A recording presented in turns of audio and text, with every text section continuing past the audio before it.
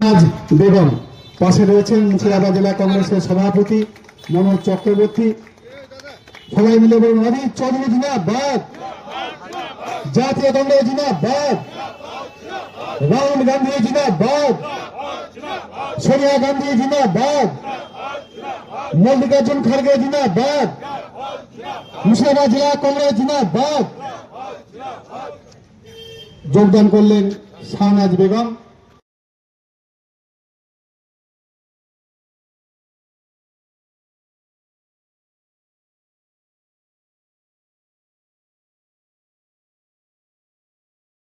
আসি আর কি। তো জেলা পরিষদে যখন প্রতিবাদগুলো আমি ইন্টারনাল করছিলাম, দলকে জানাচ্ছিলাম নানান দুর্নীতি, এবং সেই দুর্নীতি দেখুন না, ওরা বলেছে আমার এভিডেন্স চাই। তো আমি আজকে এভিডেন্স এনেছি আপনাদেরকে। আমি সাংবাদিক বন্ধু যারা, আপনাদেরকে আমি এভিডেন্সগুলো দেব, আপনারা কিন্তু কোয়ারিজ করবেন যারা এভিডেন্স আমার কাছে চেয়েছেন তাদের কাছে। এটা আমার অনুরোধ আপনাদের কাছে। তো আমি প্রত্যেকটি এভিডেন্স দিয়ে দলের আভ্যন্তরীণ জায়গার একদম primary level to upper level, মানে সিএম দলনেত্রী পর্যন্ত না হলেও কম করে আমার 20খানা চিঠি করা আছে। শুধু তাই নয়, যখন হেলিস্ট্রমের 700 কোটি টাকা দুর্নীতি হলো, আমি কৃষি সমবায় দপ্তরে কর্মদক্ষ হলাম, তখন আমার মনে হয়েছিল যে এটা যদি আমি না জানাই তাহলে তার দায়টা আমার উপরেও এসে পড়ে।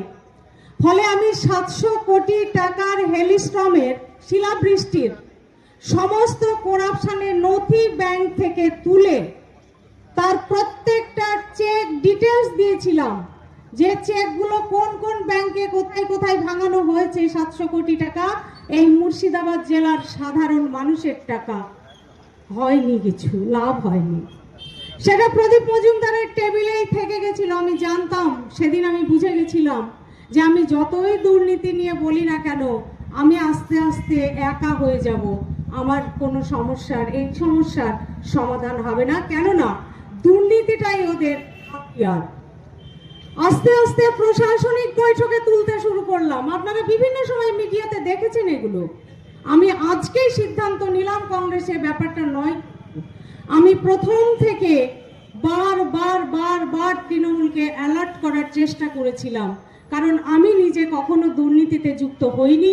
আমি আগামী দিনও কখনো দুর্নীতিতে যুক্ত হব না, আপনারা নিশ্চিত থাকতে পারেন। তাই দুর্নীতির দায়ভার নিয়ে এই জেলা পরিষদের একজন সাধারণ মেম্বার হয়ে থাকার চাইতে আমার মনে হয়েছে, যে দল আজ ক্ষমতায় কেন্দ্রেও নেই, রাজ্যেও নেই, ন্যাচারালি আমি কোনো লোভে এখানে আসিনি, আপনারা বুঝতেই পারছেন। আমি এখানে এসেও যেখানে শূন্য জায়গা দেখব সেখানে সংগঠন তৈরি করব, এবং আগামী দিন মুর্শিদাবাদ জেলাকে সাংগঠনিকভাবে শক্তিশালী করতে আমার সর্বশক্তি নিয়োগ করব। এবং আগামী দিন দেখবেন এই কংগ্রেসে কারা কারা জয়েন করে।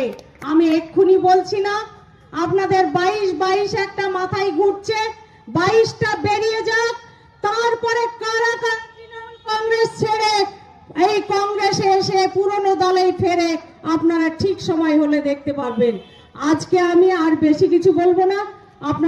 আপনাদেরকে আবারও সাংবাদিক ভাইদের রিকোয়েস্ট করব, আমার এই এভিডেন্সগুলো শুধু আমি একটা সামান্য এনেছি, 100টার 5টা বলতে। সাধারণ সম্পাদক, জঙ্গিপুর সাংগঠনিক জেলার সম্পাদক, জেলা কমিটি। কেন এলেন, কেন কংগ্রেসে এলাম বলতে গেলে এখানকার নেতৃত্বের সঙ্গে যেমন শাহনাদি যেমন প্রশাসনিক ব্যাপারগুলো বললো, প্রশাসনিক ব্যাপারে আমি ছিলাম না, ওসব বিষয়গুলো আমার কাছে নেই। আমার কাছে বিষয়টা হচ্ছে অকাপ এবং আপনার সংখ্যালঘু মানুষদের উপর যে মমতা ব্যানার্জির যে দ্বিচারিতা, সেই দ্বিচারিতার জন্য আমি দল ত্যাগ করলাম। একমাত্র মমতা ব্যানার্জি মানুষের প্রতি বিশ্বাসঘাতকতা করেছে। কারণ শামশেরগঞ্জের যে সভায়, সেই সভায় বললেন যে আমাদের আন্দোলন করতে দিলেন না অকাপড়ের সম্পত্তি নিয়ে। সে অকাপড়ের সম্পত্তি নিয়ে তিনি বললেন যে এখানে কোনো আন্দোলন করা যাবে না, দিল্লিতে যে আন্দোলন করতে হবে, এখানে আন্দোলন করলে আমার থেকে আর খারাপ কেউ হবে না। ঘটনা ঘটেছিল বলে অন্য কিছু দুর্নীতি আপনার? আমার অকাপ আছে, সংখ্যালঘু দপ্তরের এসসি এসটি সেলের অনেক বিষয়বস্তুগুলো আছে এইসব ব্যাপারগুলো- দলে গুরুত্ব পাচ্ছিলেন? তবে অবশ্যই গুরুত্ব পাচ্ছিলাম, সেটা নিয়ে আমার খুব বিক্ষোভ নেই। কারণ হচ্ছে আমার একটাই বিষয় হচ্ছে যে মমতা ব্যানার্জি আমাদের অকাপ সম্পত্তি দিয়ে যে সমস্ত ঘটনাগুলো করেছে, একজন মুসলিম ছেলে হিসাবে আর মমতা ব্যানার্জি দল করা সম্ভব হবে কেন্দ্র না। যে আইন দিয়েছে সেই আইনটা মানতে বাধ্য রাখছে। সেটা তো মমতা ব্যানার্জি সেটা আমাদের বলতে পারতো যে আপনি ওরা আন্দোলন করুন, আমিও আন্দোলন আপনাদের জন্য করছি। তো উনি তো তা বলেন, বিচারিতা করেছে আমাদের সঙ্গে, এর জন্য আমাদের দল ত্যাগ করা। এবং এখন মুসলিম গ্রামগঞ্জে তৃণমূল খুঁজে পাওয়া যাচ্ছে না।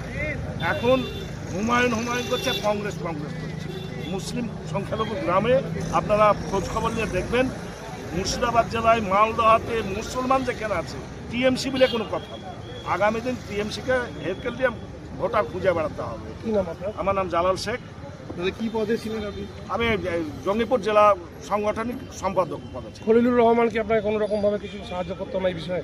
এই যে আপনার ওয়াকআপ নিয়ে বলছেন, আমরা বলেছিলেন? বললে পরে ওরা বলতো যে ওটা রাজ্যের ব্যাপার, মানে এখানকার নেতাদেরকে এই সমস্ত বিষয়গুলো বলে সব রাজ্যের হাত উদ্ধার দিয়ে ছেড়ে দিতে। থ্যাংক ইউ, ঠিক আছে। এই রকম নতুন নতুন আপডেট দেখার জন্য বেঙ্গল ন্যাশনাল টিভিকে ফলো, লাইক, সাবস্ক্রাইব, শেয়ার করুন। প্রিয় দর্শক বন্ধুরা, আমাদের চ্যানেলের পাশে থাকুন।